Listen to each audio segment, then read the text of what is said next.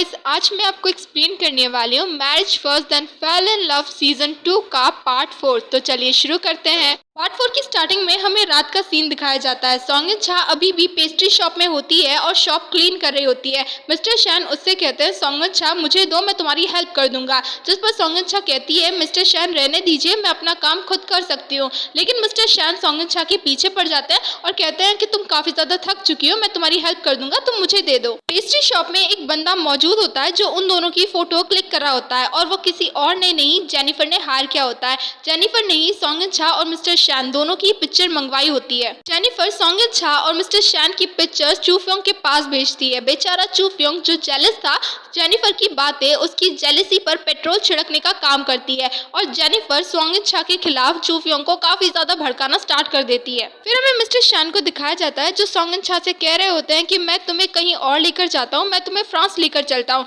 वहाँ पर भी मेरी पेस्ट्री शॉप है। सोंगन छा कहती है, मिस्टर शैन यहाँ पर मेरी लाइफ है, मेरा घर है, मैं आपके साथ कहीं पर भी नहीं जाना चाहती। तभी वहाँ पर चू फ्योंग आ जाता है और दोबारा से मिस्टर शैन और चू फ्योंग के बीच टॉम एंड जेरी वाली फाइट शुरू हो जाती है, जिसमें चू फ्योंग मिस्टर शैन को काफी कुछ सुना देता है। सोंगन छा चू फ्योंग को ये सब कुछ करने से रोकती है और उसे एक्सप्लेन करने की कोशिश करती है, जिस पर चू फ्योंग को और भी ज्यादा गुस्सा आ जाता है और वो सोंगन छा का हाथ पकड़कर उसे अपनी साइड कर लेता है और उस पर भी काफी ज्यादा भड़कता है, जिस पर मिस्टर शैन चू फ्योंग को ये सब कुछ करने से रोकते हैं। तो जो चू फ्योंग है वो मिस्टर शैन को काफी गुस्से से देखता है और उन्हें काफी कुछ उल्टा सीधा सुनाता है और उन्हें वार्निंग भी दे देता है कि वो सोंगन छा से दूर रहे। फिर चू फ्योंग सोंगन छा को लेकर वहाँ से चला जाता है। जब वो दोनों घर जा रहे होते हैं तो चू फ्योंग सोंगन छा से पूछता है, क्या तुम अभी भी मिस्टर शैन को मिस कर रही हो? जिस पर सोंगन छा कहती है, चू फ्योंग अब मेरी शादी तुम्हारे साथ हो चुकी है तो मैं तुम्हारे साथ कुछ भी गलत नहीं करूंगी, तुम मुझ पर भरोसा क्यों नहीं करते हो? जिस पर चू फ्योंग कहता है,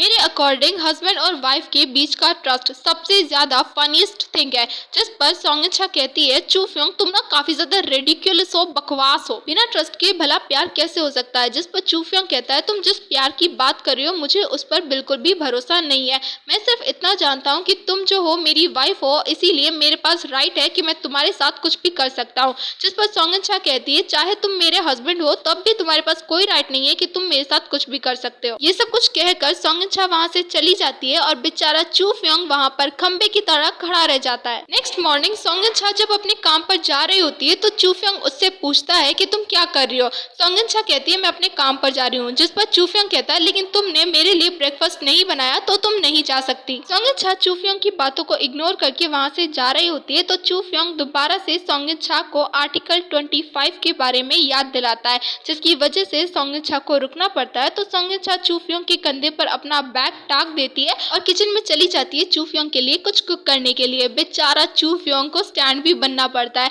प्यार में इंसान को क्या कुछ नहीं करना पड़ता और क्या कुछ नहीं बनना पड़ता, बेचारा चू फ्योंग। कुछ टाइम के बाद सोंगन छा चू फ्योंग के लिए कुछ कुक करके लेकर आती है, लेकिन गाइस वो डिश बनी होती है फिश से और हम सब जानते हैं कि चू फ्योंग को फिश से नफरत है, इसीलिए वो उस डिश को खाने से मना कर देता है। फिर सोंगन छा वहाँ से जा रही होती है तो चू फ्योंग उसे रोकता है और कहता है, तुम इतनी ब्रेव कब से हो गई कि तुम मुझे टीज करने की हिम्मत कर सको? जिस पर सोंगन छा कहती है कि तुमने कहा था कि तुम्हें कुछ खाने के लिए चाहिए, लेकिन तुमने ये नहीं बताया था कि तुम्हें क्या चाहिए, इसीलिए मैंने अपने अकॉर्डिंग कुछ भी बना दिया, मुझे जाने दो, मुझे काम पर जाने के लिए लेट हो रहा है। सोंगन छा वहाँ से जाने लगती है तो चू फ्योंग उसे अपने साथ कहीं पर लेकर जा रहा होता है। तो सोंगन छा कहती है कि मुझे तुम्हारे साथ कहीं पर भी नहीं जाना, और वैसे हम जा कहाँ रहे हैं? जिस पर चू फ्योंग कहता है, खाना खाने के लिए, अब चलो मेरे साथ। फिर हमें एक रेस्टोरेंट को दिखाया जाता है जहाँ पर सोंगन छा और चू फ्योंग खाना खाने के लिए आए होते हैं। तो सोंगन छा कहती है, चू फ्योंग ये रेस्टोरेंट काफी ज्यादा एक्सपेंसिव है। चू फ्योंग कहता है, सोंगन छा कि तुम्हें यहाँ का डेकोरेशन स्टाइल अच्छा लगा? अगर तुम्हें अच्छा लगा हो तो मैं ये प्लेस तुम्हारे लिए खरीद सकता हूँ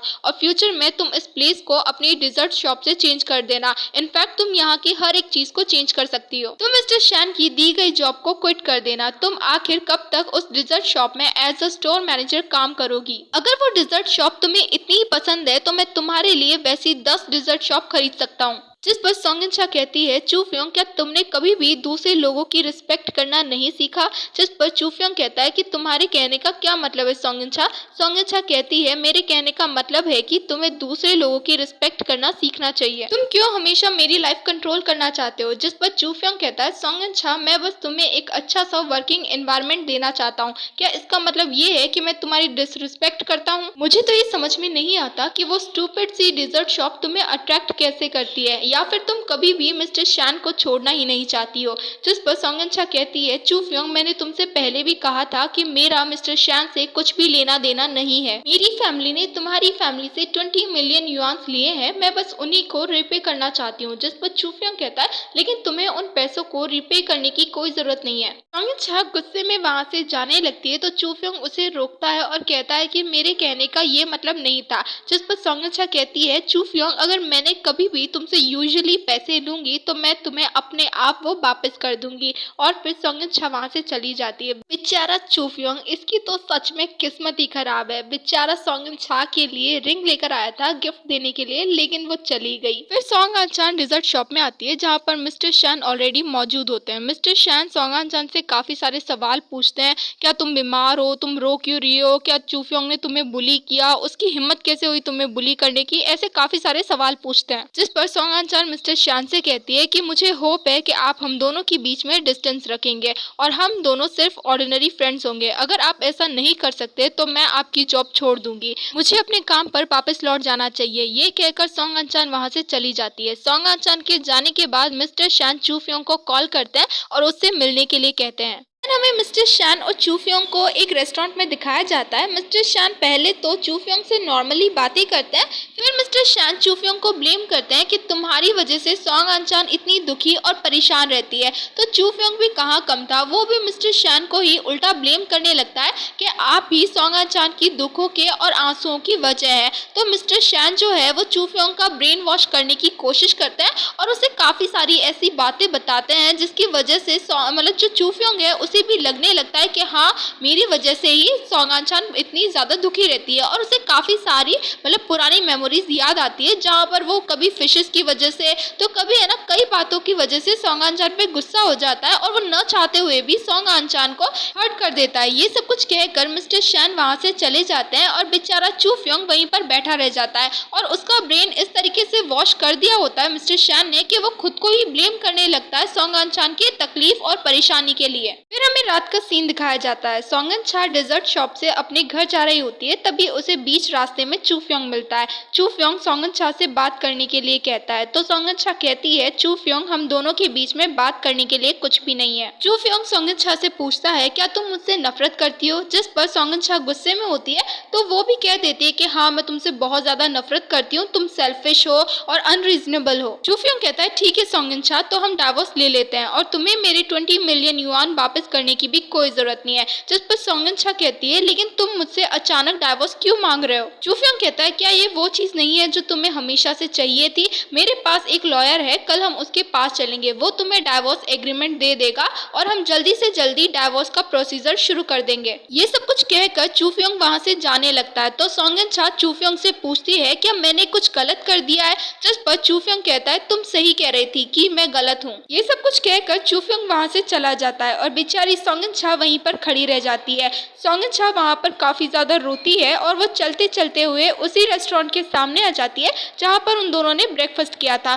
सॉन्ग इन छा उस रेस्टोरेंट के अंदर जाती है और वहाँ पर जाकर सोचने लगती है कि फाइनली मैंने चूफयोंग को छोड़ दिया। लेकिन इन सब से सॉन्ग इन छा को बिल्कुल भी अच्छा नहीं लग रहा था, उसे बिल्कुल भी खुशी महसूस नहीं हो रही थी। दूसरी तरफ हमें चूफयोंग को दिखाया जाता है जो कि अपने रूम में सोने की कोशिश करता है लेकिन उसे नींद नहीं आती। तो फिर वो बाहर जाकर अपने घर को देखने लगता है जहाँ पर उसे हर जगह सॉन्ग इन छा ही दिखाई देती है। उसे इतनी ज्यादा याद आ रही होती है। फिर वो उस फिश टैंक के पास जाता है जहाँ पर उसे याद आता है कि सॉन्ग इन छा ने उससे एक बार कहा था कि वो भी इस गोल्ड फिश की तरह ही पानी और घास के बीच में तैरना चाहती है। लेकिन उसे बुरा भी लगता है क्योंकि ये गोल्ड फिश अपनी डेस्टिनी कंट्रोल नहीं कर सकती, लेकिन हम ह्यूमंस ऐसे नहीं होते, हम अपनी डेस्टिनी कंट्रोल कर सकते हैं। फिर हमें चूफयोंग को दिखाया जाता है जो कि एक बार में बैठकर ड्रिंक कर रहा होता है। तभी वहाँ पर जेनिफर आती है और वो चूफयोंग से कहती है, चूफयोंग फैमिली के एल्डेस्ट यंग मास्टर की हैबिट है कि वो आधी रात में लोगों को बुलाकर परेशान करता है। तो चू फ्योंग जेनिफर से कहता है तुम्हें यहाँ पर नहीं आना चाहिए था और इसी के साथ पार्ट 4 खत्म होता है।